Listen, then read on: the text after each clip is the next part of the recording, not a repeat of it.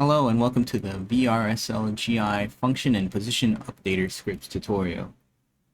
This tutorial is based off of the Position Updater and Function Script wiki pages on the VR Stage Lighting GI Shader Pack repository.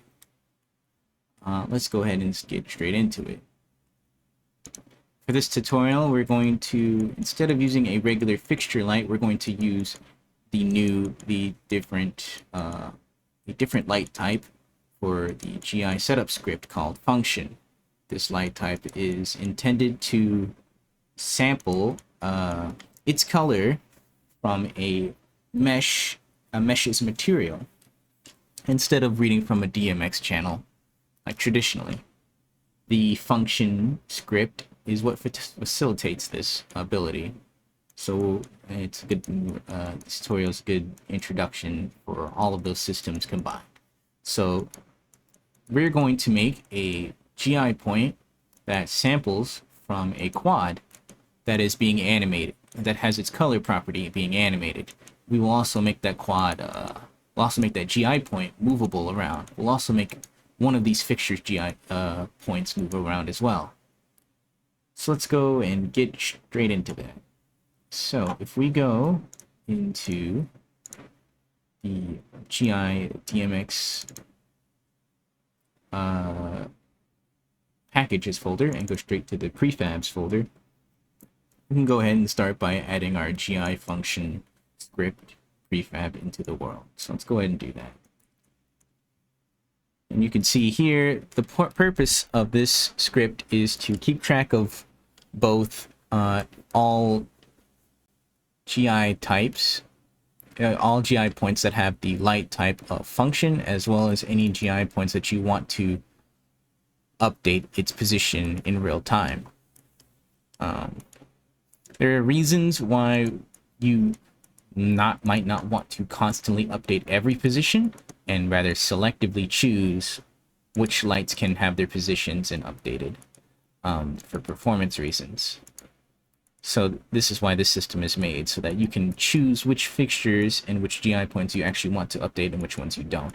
This is useful for things like movable truss. If you have lights on moving truss that you want to have their base GI point match where the current position of the fixture is. Now let's go and make that function light. So if we go and create an empty object, we're going to just start from scratch and add the scripts that way. Now, as I stated in the GI setup tutorial, all GI setup scripts need a reference to a target DMX script, so let's add that. Go to VR Stage Lighting DMX static, we can add our target DMX script, and we can just leave it on the default settings. So let's go ahead and shrink that, and then add our GI setup script as well. Now, this setup script needs a reference to our GI light, so if we to our DMX light, so we can just hit set VRSL light, and that will unlock all of our settings here. And now we also need a reference to our GI manager, so if we go to our GI manager and click get all GI lights, we will add our GI light here. You can see it's called game object. We can go ahead and rename this to function light, so we know that it's a light of the type function. So speaking of which, we need to switch our light type from 13 channel fixture type to a function. Now this function needs a reference to the function script, so we can go ahead and add that by hitting that button there, and we'll find our GI function prefab that we have added earlier. Let's reset its transforms so that we can actually have it inside of our box here, and place it so that it's kind of hovering a little bit above the ground. Now inside of our function script, we'll want to add a reference to our manager script. We can do that by just clicking this button. It'll find our manager script in the scene. We'll also need to add our function light into one of these entries.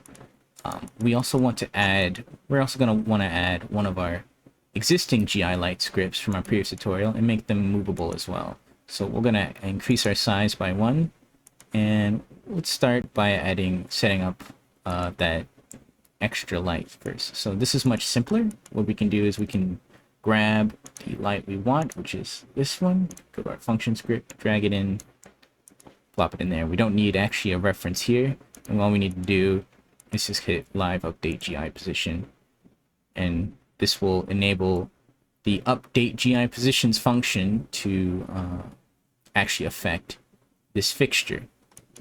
To actually update. This is what you need to do to actually update these positions, is to constantly call this function, which will record the new position to the texture each time it's called. Now we're going to want to do the same thing to our function line and drag that into the first entry, and enable its live GI update position, because we want to also track this position as well. But we also need to create a color for it to sample from, which is the main function of the function light type for the GI setup script. So let's do that, and let's spawn a simple quad, reset its transform, and kind of just rotate it and shrink it, and kind of hide it underneath our world here. We don't actually need to see it. We can make it really small too. And remove its mesh glider. Now, we have this quad, and it needs a material with the underscore color property attached to it in order for our function light to sample from it.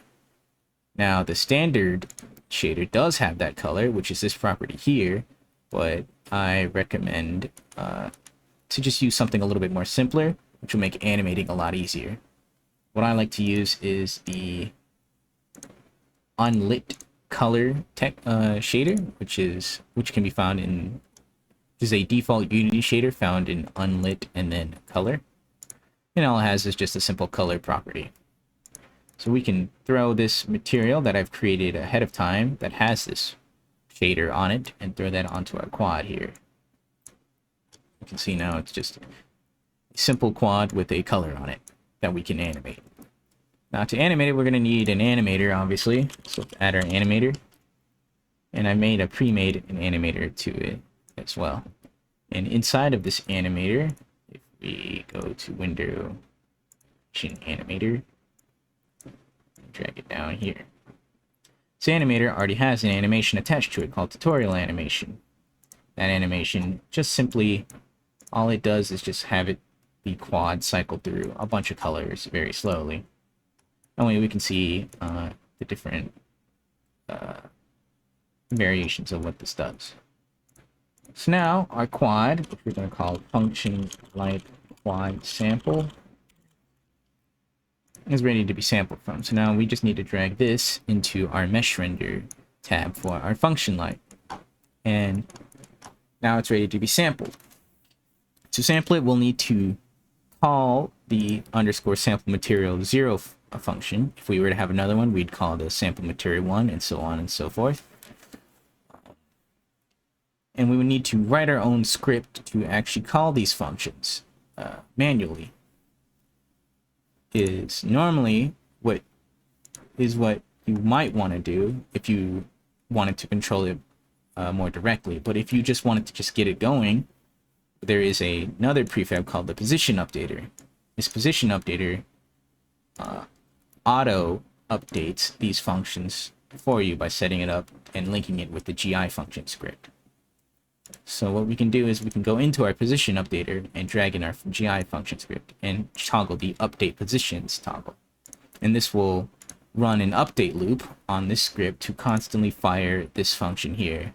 And so any GI points that have the live update GI position toggle enabled will have their position updated every frame. We can also click on the global update functions button. And what this will do is call any of these functions that have this enable global function update toggle. So if we have this enabled, this entry will also have this function call, meaning it will start sampling from the quad color that we have. So with that being said, it seems like we are ready to go. Let's go ahead and give this a test. If we just go ahead and save it and hit play, we should see now this GI point start sampling from our quad. And there you go. See, it's cycling through the colors just like the quad that's underneath it. And since we have enabled position tracking so that it can update its position, we can actually move this around in real time and see it update. And it's very similar, and you'll notice that it's very, very similar to just a regular point light at this point. You can see it updating and affecting things all around. Very nice. We also put it on one of our movers here. So if we go to this mover here, I believe, we move it around, you can see that its GI point also moves with it. This other spotlight, we didn't add it, and if we tried to move it, you'll see that this point, this GI point, does not change. It'll still be affected by DMX controls if we move it, so you can see it's still being affected, but it's treating it like as if it it's treating it as if it never moved in the first place. If we wanted to update its position, we would have to hit update light, and it'll reset its position back to where we want it to be. Whereas with this one's constantly having its position updated, so we can just move it freely as we want. And of course, you know, it respects DMX position as well. And that's essentially both the function script and the position updater script. And you see they work in tandem with each other.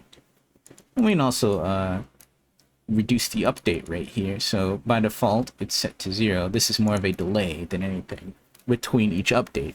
If we were to increase this, you can see that it starts to update a bit more slowly. And as we increase it, it starts to get more smoother and smoother. This might be useful if you are a bit concerned about performance and want to not update every so often, or don't really care. It also can create some interesting effects, especially if you're moving lights around. Kind of creates a delayed effect, which can be kind of cool for certain effects. Anyway, that's pretty much it. Thanks for watching, and see you later.